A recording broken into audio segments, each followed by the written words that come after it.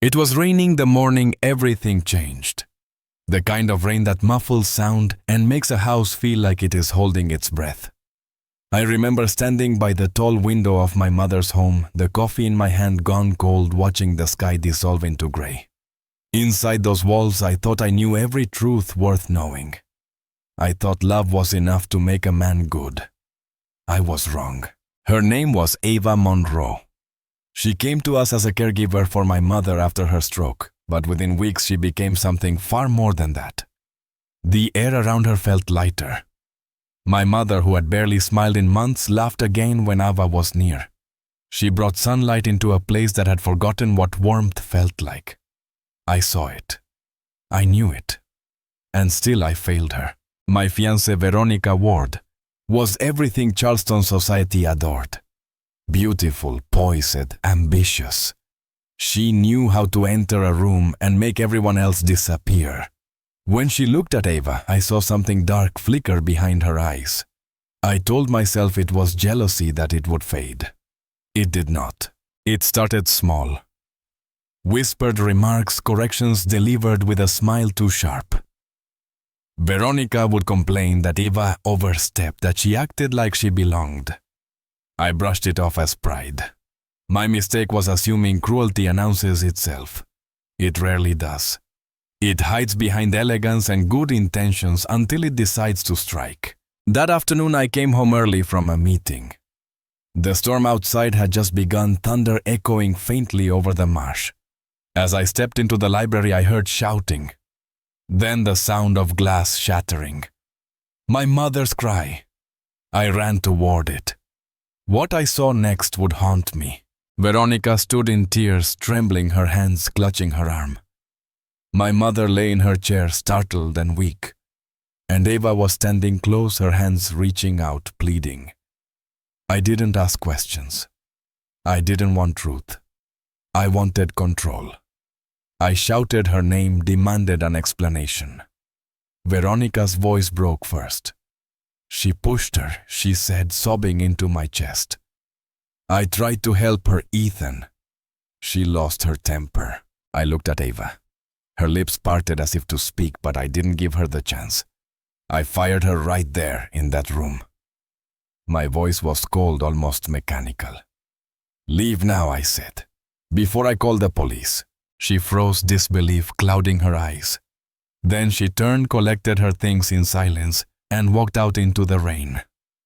I stood there watching her through the window, her figure fading into the gray. My mother whispered something faint, but I couldn't hear her over the storm. That night, the house felt hollow. Veronica stayed close, her voice soft, comforting. She told me it was for the best that Ava had been unpredictable for weeks. I nodded, pretending to agree. Yet something in my mother's eyes unsettled me.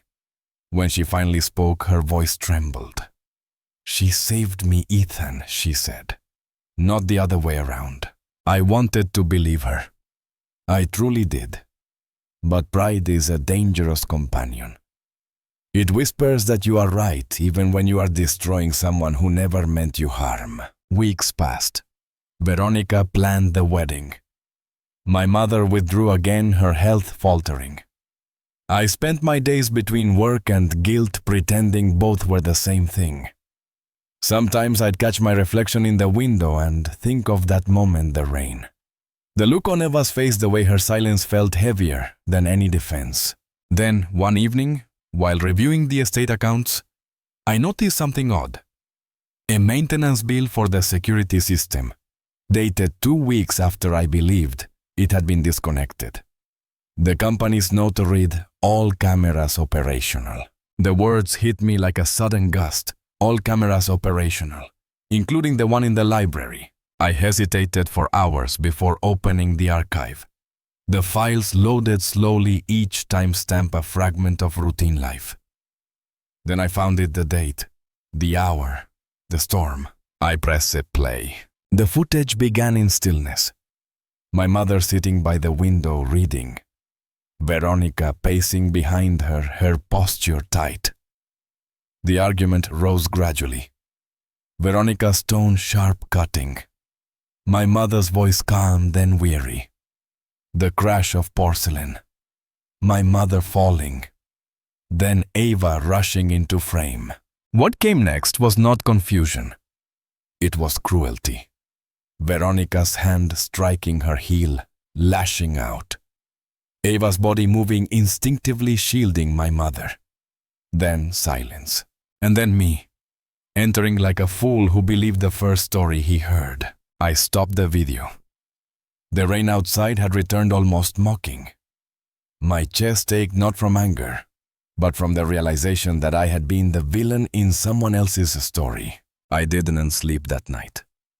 I sat in my study replaying the moment again and again. Truth didn't whisper this time. It screamed. At dawn, I confronted Veronica. She was calm, even amused. "So you finally watched it," she said. Her voice held no fear. "You think anyone will believe you over me?" Her confidence was terrifying. Years of charm and reputation had made her untouchable. But I wasn't the same man she once controlled. "They don't have to believe me," I said quietly. "They'll see for themselves." Her eyes narrowed.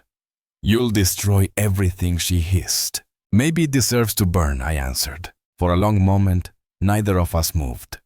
Then she turned away, muttering something about lawyers and slander. I didn't care. The truth was no longer negotiable. I left the house before sunrise. The air outside was thick and the cold, the kind of stillness that follows a storm but promises another. I drove aimlessly past the city's sleeping streets and the empty bridges until I reached the harbor. The tide was low. Boats swayed gently like they were breathing. I stood there and wondered how many lives I had ruined with my silence. The next day I went to see my mother. She sat by the window, her eyes pale but sharp. The way she looked at me was worse than any punishment. I told her everything. She didn't speak for a long time. When she finally did, her voice was steady. "You can undo what you did, Ethan," she said. "But you can decide who you are after." Her words cut deep. I realized forgiveness was never owed. It was earned. Later that week, a letter arrived at my office. No return address. Inside a folded piece of paper. On it a single sentence written in neat, careful handwriting. "Truth is not revenge. It is peace." Beneath it was a small flash drive. I plugged it into my computer. The same video appeared but longer uncut. It captured the moments before I entered the room, the conversation, the shove, the cruelty that had started it all. I watched it once, twice, then a third time. Each second stripped away another layer of denial. It was Ava. She had kept the proof but never used it. Instead, she sent it to me quietly, like someone setting down a heavy stone and walking away. That night, I couldn't breathe. The house seemed smaller, the walls closing in. Veronica was waiting for me in the study, glass of wine in hand. She smiled when she saw the drive. "You found her little gift," she said. "Do you feel noble now?" I didn't answer. I just asked one question: why? Her laughter was brittle. "Because she made me invisible in my own house," she said. "Your mother adored her. You listened to her. I was the one supposed to belong here, not her." I stared at her and realized I had spent years building a life on appearances. Love without respect, loyalty without honesty. It all crumbled in that moment. The next morning, I called off the engagement. Veronica didn't cry. She simply said, "You'll regret this." Then she left the way she had arrived. Graceful, poisonous, and without looking back. For the first time in months, the house was quiet.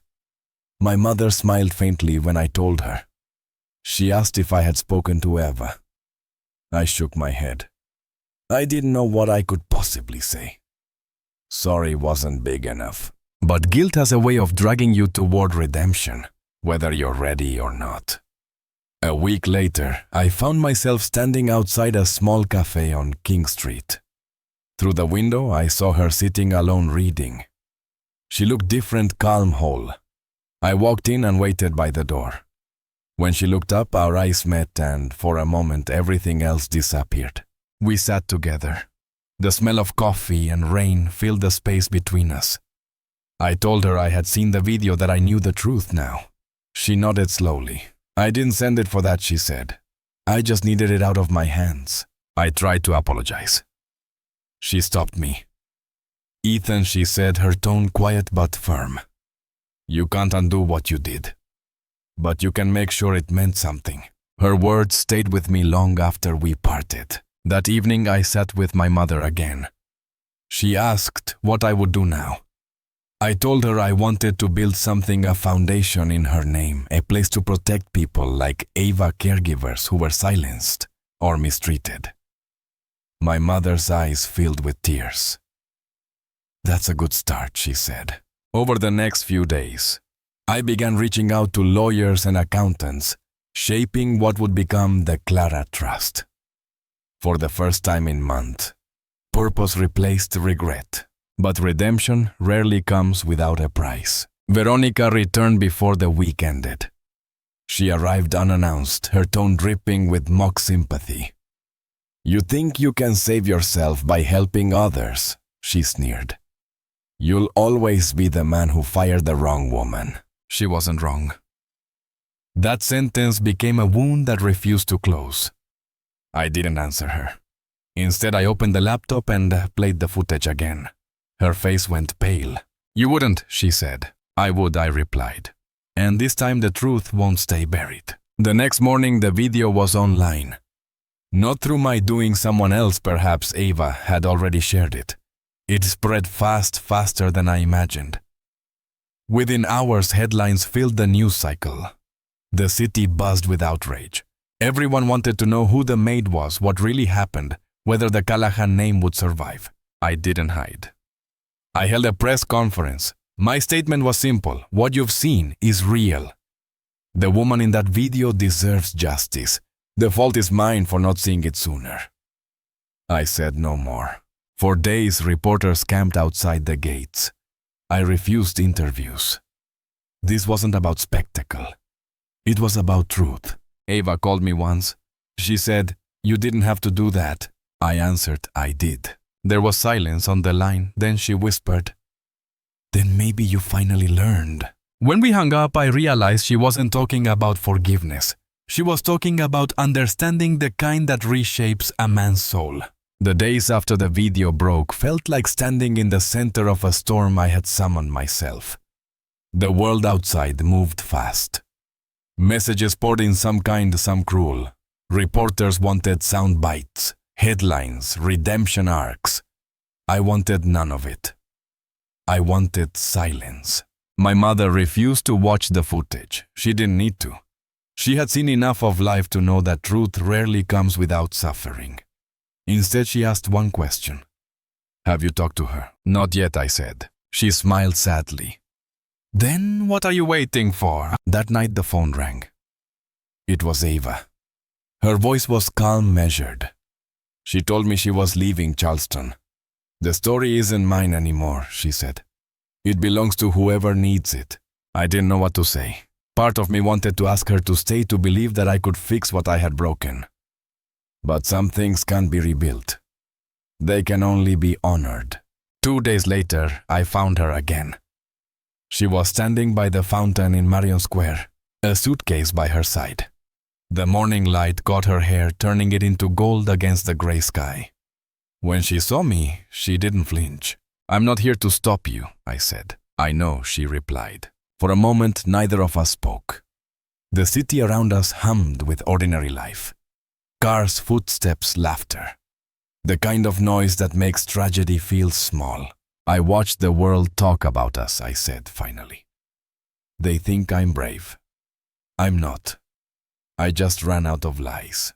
Her smile was soft, but her eyes held the kind of strength that doesn't need forgiveness. "Maybe that's what bravery is," she said.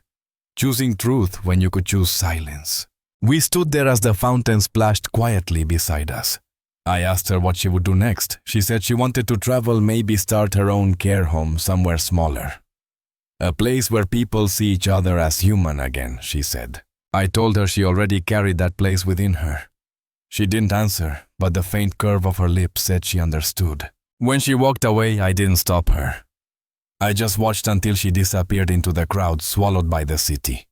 It felt like the end of something, but also the beginning of something I couldn't yet name. Weeks passed. The scandal faded as scandals always do. People moved on. Some called me courageous, others called me a fool.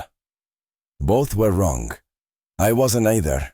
I was just a man who finally saw the cost of pride. The Clara Trust was established quietly. No press, no cameras. Just a few signatures and a promise. We started small, helping local caregivers who'd been mistreated or ignored. Every story reminded me of Ava, of the silent grace she carried even when the world turned its back on her. One afternoon I received a letter with no return address. Inside was a photo.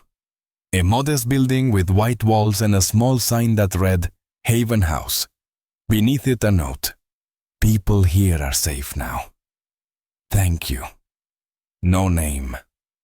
But I knew. I placed the letter on my mother's desk. She smiled, tears in her eyes. You see, Ethan, she said. Good things grow from broken soil. Months turned into a year. The house that once echoed with guilt and accusation now hummed with quiet purpose. Volunteers came and went. My mother's health steadied. And sometimes late at night, I would walk the halls alone, remembering how easily truth can be lost when fear takes its place. One evening as I was looking up, I noticed the rain starting again. It fell softly at first, then harder, washing over the steps, the garden, the world. I stood under the awning, watching it, listening to the rhythm against the roof. For the first time in a long while, I didn't flinch. I thought of Ava, of her calm strength, her refusal to hate. I thought of Veronica too, how ambition had devoured her, until there was nothing left but the shell of someone who once believed love was a prize. I wondered if she ever looked back. I'll never know. Some stories don't need conclusions. They need peace. As the rain thickened, I stepped outside and let it soak through my clothes. The air was cold, but I felt alive. The storm that had once drowned me now felt like absolution. I remember my mother's words that night after everything fell apart. You can't undo what you did, Ethan, but you can decide who you are after. Now I finally knew what she meant. The world will forget the headlines. They always do. But somewhere in a small care home, miles away, a woman is teaching others how to live with grace even when the world is cruel. And here in this quiet house in Charleston, a man finally understands that truth isn't something you find. It's something you live. The rain eased. The clouds began to break and a soft light spilled through the sky. I looked up and let it touch my face. It felt like forgiveness, though. Maybe it was just the warmth of a new day.